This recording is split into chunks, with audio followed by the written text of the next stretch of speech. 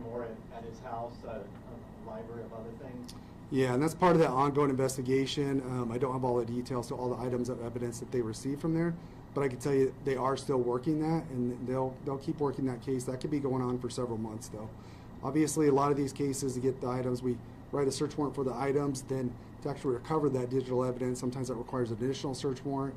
So that does take a while to process it also, so it could be a while before all those items of evidence are processed.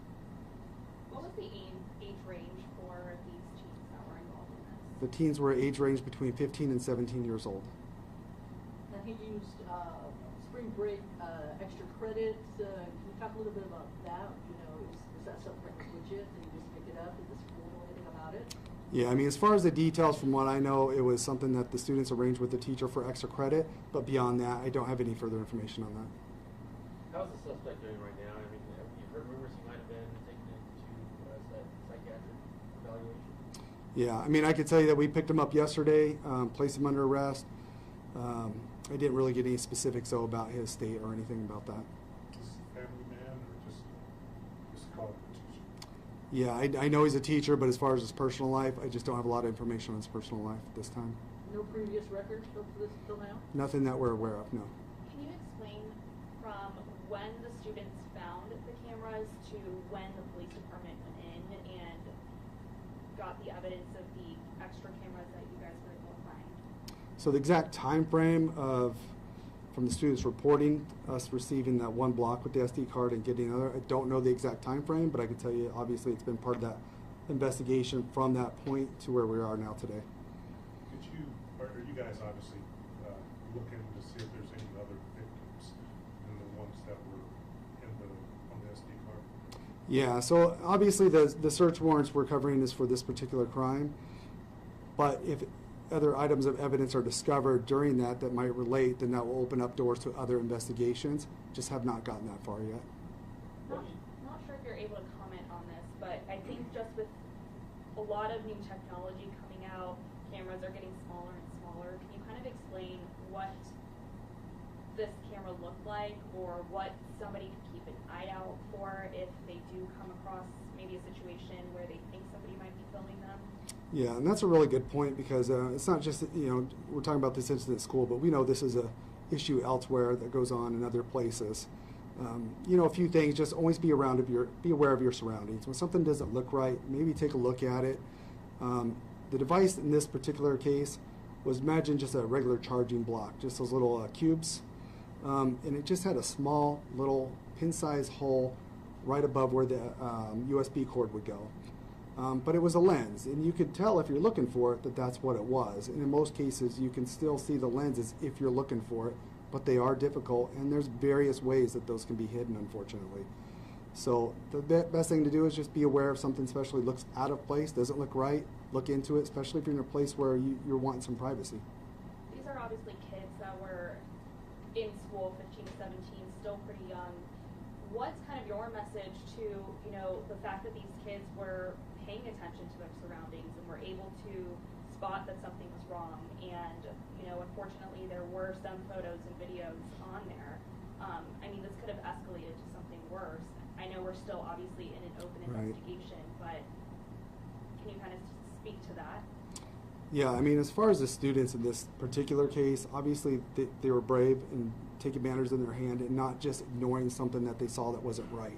And that was the biggest thing, is that they knew something was wrong and they took the appropriate actions to try to figure out how to deal with that situation. And in this case, it was taking the item, going and talking to their parents, which eventually led to reporting to the police. How are the kids doing? This is an invasion of privacy here. They're supposed to be safe at school. How are they? Yeah, I can tell you that there is obviously some emotional, they're emotional about it, obviously. This is very upsetting. I think any of us, even as adults, would be upsetting, especially when it's somebody that you trust, and that gets, portrayed. And it's something that they will deal with. We will definitely do whatever we can, as far as we do have victim assistance services, and that we'll do whatever we can to help them out to get through this. Possibility maybe there are other victims. This possibly could not be the first time. What should parents look out for if maybe they think their kids, have gone through this and somehow don't say anything kind of thing. I mean, how can you talk to the parents about, you know, what to do if they think something like this is happening to their kids? The biggest thing is have an open dialogue with your children and be honest about the reality of what we face in our world. And when you see things like this that may affect them, have that open dialogue, talk to your children about these things, make them aware of situations that they may come across someday, so that when they do, that they're a little more prepared for it. What else? I mean, you covered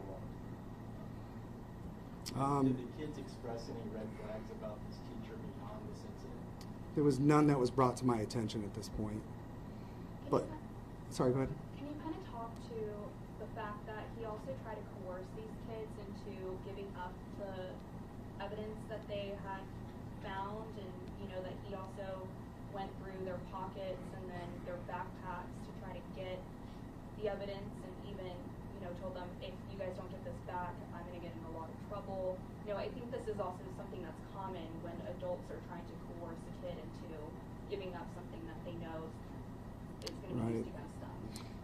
Yeah, in this case, we know that there was a frantic act. He knew that he was caught, and it showed by the way his actions were, in kind of a desperate way of trying to get that items of evidence to keep himself out of trouble. And you know, that's the reality of suspects. We've seen it a lot, especially in child crimes. When they get caught, they get desperate. But in this case, ultimately, we are happy that none of the children were physically harmed and that they were able to leave on their own. And again, one of them even had a piece of evidence that helped them out in this investigation. And if I can just go back to your question, I do want to stress again that when these things happen in children's lives, when parents see it, just have that open dialogue. Talk to your children about the realities of what they might face, and that when they do face those, they're going to be a little bit more prepared if you've had those discussions. Thank you. And just to really echo what Sergeant Stewart just said, we're really proud of what these teenagers did. They were smart enough to go ahead and say something, react to it, take the items out of the room. All of that was very crucial for this investigation. We also want to commend the school and the school district. They have been very cooperative throughout this whole investigation as well.